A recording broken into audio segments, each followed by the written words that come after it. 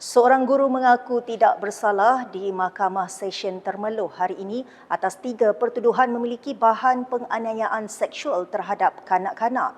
Rosli Sulaiman, 47 tahun, membuat pengakuan itu selepas pertuduhan dibacakan terhadapnya di hadapan Hakim Jamaluddin Mat. Mengikut pertuduhan, Rosli didakwa memiliki bahan lucah itu dalam telefon bimbit miliknya di Ibu Pejabat Polis Temerloh kira-kira jam 6 petang 18 Jun lalu.